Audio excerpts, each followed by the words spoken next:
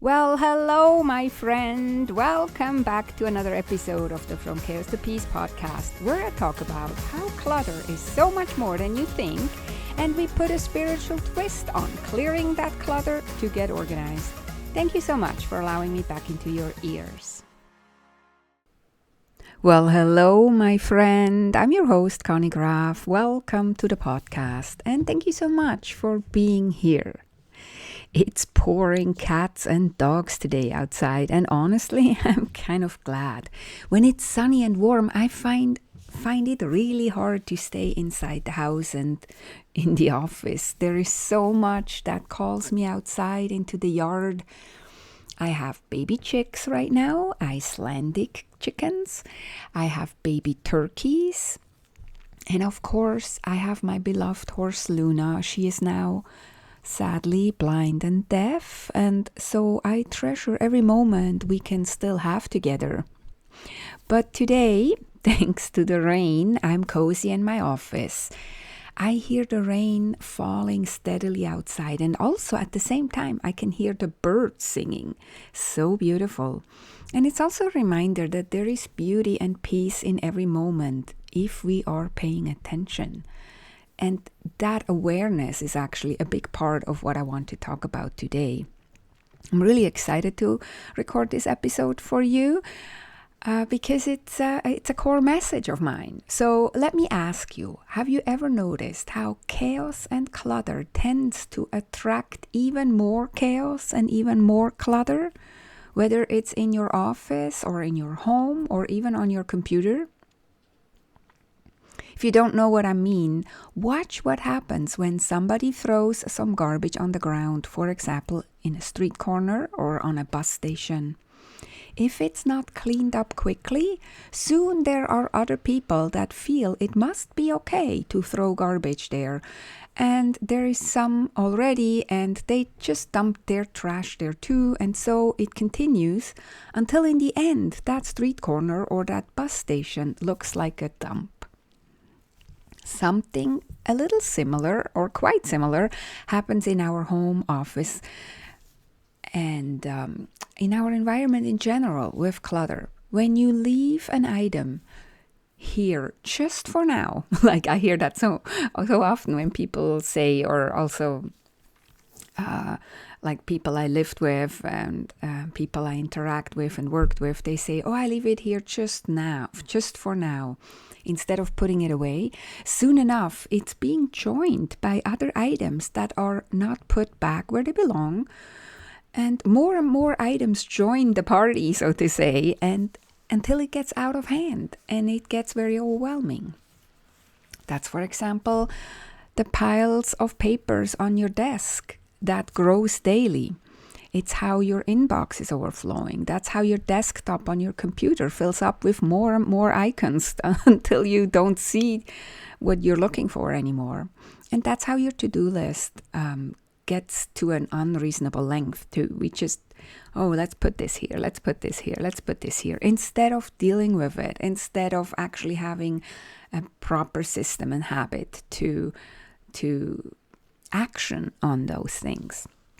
So clutter and chaos attracts more clutter and more chaos, and even garbage at times, until the situation is really getting out of hand. And to prevent that, the most important thing is to keep the area clean and organized on an ongoing basis. And that's why I say a few minutes a day keeps the chaos away. So there are several places throughout your house and your office that are at high risk to becoming cluttered. In your office, it's often the desk, so the desk surface, right? Or a sideboard. On your computer, it's the desktop, so the where you download everything to, where you save every file to, instead of having it filed properly into a filing system. In the email inbox, you just leave everything there. I know people with thousands and thousands of emails in their inbox, and it's just growing because it's way too overwhelming to do anything about it, right? In our home, it's often the kitchen counter or the dining room table. Just pay attention where it is in your home, because these are usually nice big surfaces with lots of room that invite us to put stuff there, right? And there's nothing wrong with that. It's fine. That's what these surfaces are here for, but only on a temporary basis. They're only a temporary home for putting something there. So it's a temporary home until we have our hands free and can deal with the items, or until we have time to do our things, like maybe our 5-minute cleanup at the end of the day, or whatever it is. It's only a temporary home, because otherwise these cluttered surfaces become a dumping ground and a magnet for more clutter and for more chaos.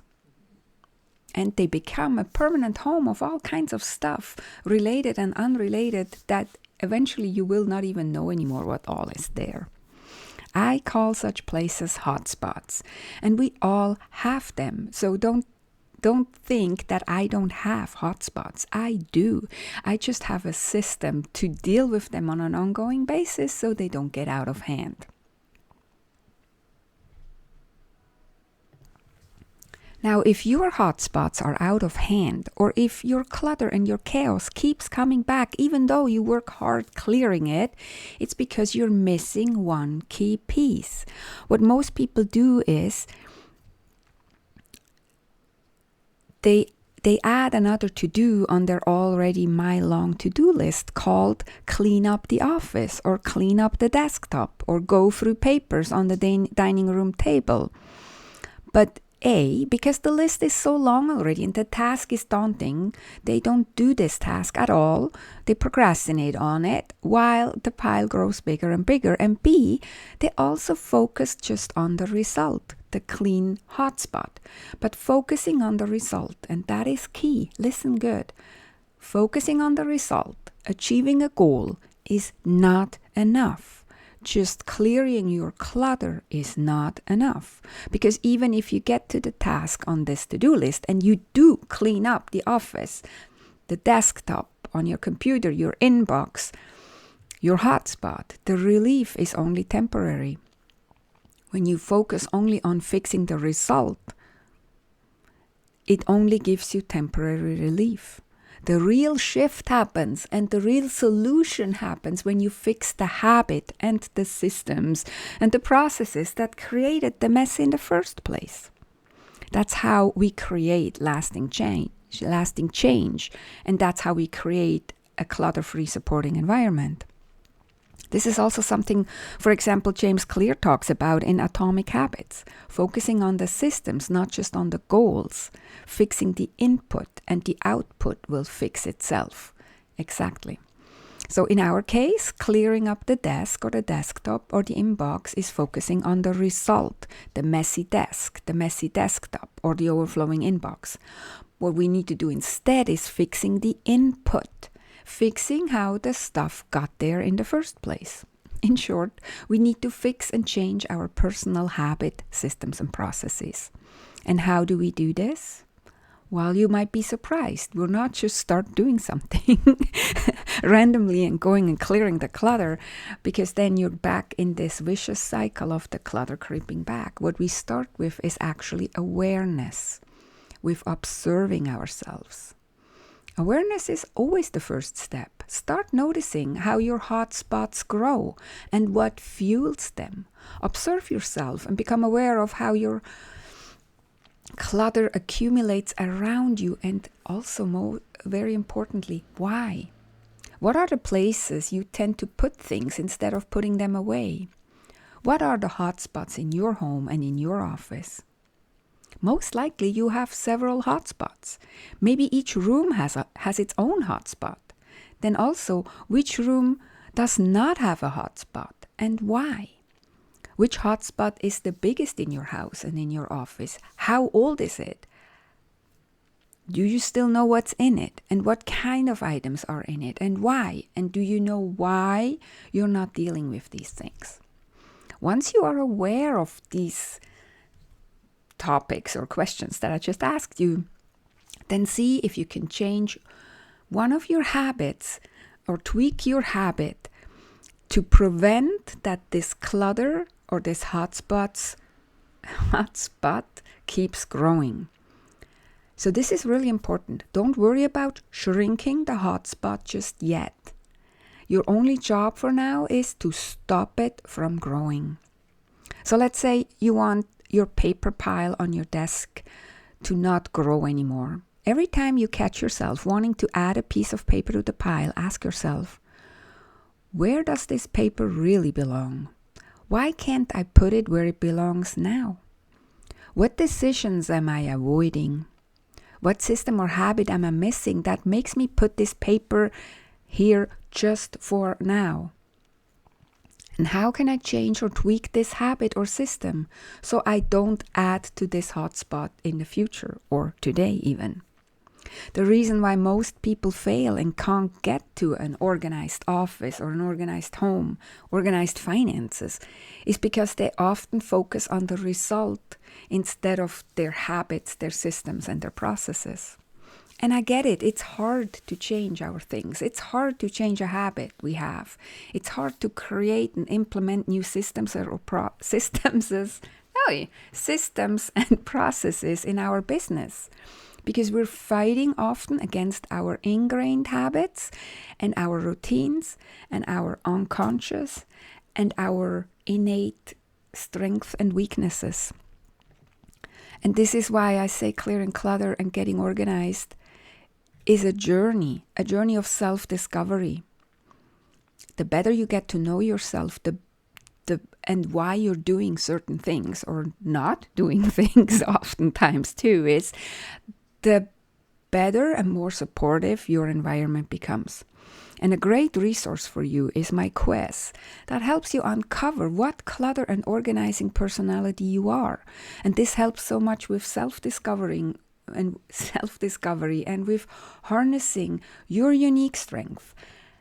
And then also being aware of your weaknesses and making sure they don't sabotage what all you do. So you can take the quiz at connygraf.com/quiz. I will put the link also in the show notes. So knowing what clutter and organizing personality you are helps you understand why you don't do the things you know you should do. And with should, of course, that has air quotes, because as you know from last week's episode, we shouldn't should ourselves. Episode 269 called You Can't Should Your Way to Peace. That's a part of it, right? So when we become aware why these hotspots are growing, why the clutter is creeping back in, we're not shoulding ourselves. We are not judging ourselves. We just become aware why. Data over drama. I like that, right? Why? Why is data? Data over drama. So then we know why and how these hotspots grow. And we can see how we can tweak our habits so that we can halt this growth, that we can stop the growth of the hotspot. Like I said, your first step or aim is not to reduce the hotspot. First, you want to stop it from growing. You can come up with new or tweaked habits that prevent this hotspot from growing. So asking yourself every time you want to put something on the pile, why am I doing this? Where would it really belong? And so this only takes a few minutes, and this is why I often say a few minutes a day keeps the chaos away, because if you become aware of this, and in these few minutes, or maybe it even only takes seconds, you're becoming more aware of yourself, you're becoming aware of your habits, and you can tweak them in the moment, and you tweak your process in the moment. And again, if you fix the input, so if you fix your habits, if you fix the input, how the clutter grows, you automatically fix the output. And the output is that eventually it will be less cluttered. Eventually your clutter doesn't creep back in. Eventually the hotspot gets reduced, not just stopped from growing, but reduced. So I want to recap. Don't focus on the end goal. Focus on your habits and systems instead. Become aware what makes your clutter grow, what makes your hotspots grow. Notice what habits fuel the hotspot. Find out the small sabotaging habit that contributes to the mess. And then start changing and tweaking that habit. At first, with the only goal that the mess doesn't grow bigger. And once you have accomplished that, then you can start reducing the clutter. And it will also not creep back in because you have worked at your habits, at your sabotaging habits, right? You have fixed the input, so the output and the result will fix itself. And that is how you stay ahead of the clutter and prevent it from creeping back in. Now, as you listened to me talking about this, you probably started picturing in your head your hotspot. So I'd love to hear from you. What's your biggest hotspot in your home or in your office? You can drop me a message on Instagram. My handle is I am Conny Graf. I would love to hear. And that's it. That's what I have for you today. Thanks for listening all the way to the end. Take the organizing personality quiz to figure out how you tick, and then go and keep this clutter from creeping back in. Have a beautiful week. Talk to you next time, and let's create more peace in our life. Thanks. Talk to you next time.